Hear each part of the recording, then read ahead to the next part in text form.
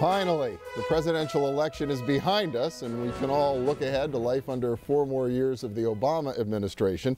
But plenty of big questions remain, especially for investors. What's going to happen to federal taxes, to health care, and especially to the fiscal cliff that's looming in January? Well, Mike Maglio is here with PNC's Investors Outlook. He's investment director for PNC Wealth Management in Pittsburgh. PNC is, of course, a sponsor of our region's business. Welcome. Good to have you. Thanks. Good to be here, Bill. Well, your life must be interesting these days. It is very interesting. I can tell you that much.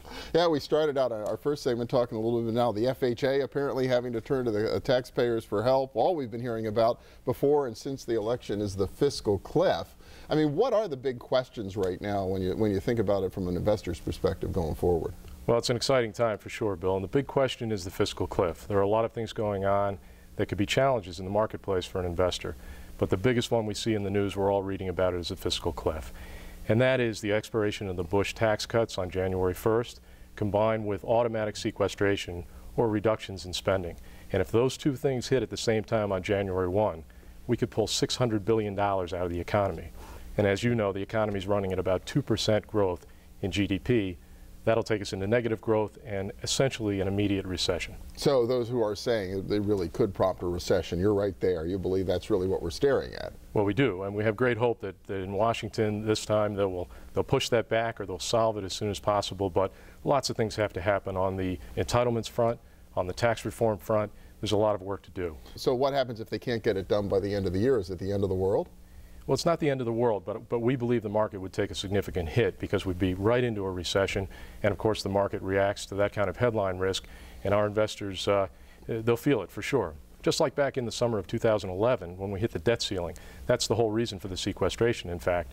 The Budget Control Act of 2011 says if you don't figure it out in Washington by January 1st, we're going to automatically cut these things, and that's how it all happened. So what do you do? I mean, I know you're, in wealth management, that usually means taking a good long-term perspective, really being smart about your decision-making and where you put your money. We're talking about a 6-week time horizon right now. Well, that's right. We take a 4-part approach, and the first part really is a wealth plan. We decide what the goals and objectives of the client are, set a plan in place for their life, essentially. And then we do an investment strategy that's consistent with that plan. And we stick with the strategy. You're exactly right. We don't react to headline risk or take a day-to-day or week-to-week approach. But we also tactically have to consider big events like the ones you've mentioned. Okay, so how do you deal with this one that's staring right out there? The cliff is a pretty big event from even a long-term investment perspective. Well, there's several, excuse me, Bill, there are several things that we do. Right now, we're looking for high-quality stocks. Another thing is we're looking for dividend payers and dividend growers. We have an allocation to REITs on the real estate side, and we test and go back and communicate with the client to make sure we have the right strategy. We're talking to them. That's very simple. We have to talk to the clients to see how they feel and make sure our strategy is consistent with how they feel about the market and their lifestyle. Is it going to be a little different if you're working with somebody who's either retired or soon to be versus somebody who, say, is more mid-career in terms of how afraid they have to be right now? Very much so. Very much so. So if they're retired, we're likely to be more conservative and have probably less of an allocation to equities and more on the fixed income side. And that's another story in itself with the Fed, of course, as you know. But with a younger person, the strategy is more oriented toward equity and growth in the long run. Okay, so and we obviously spent most of the time on the fiscal cliff. Other issues you're watching, the Fed has to be one of them. Well, the Fed is definitely one of them. Some say that all of this, the Fed actions someday have to unwind, and that could potentially offer big problems, monetary problems.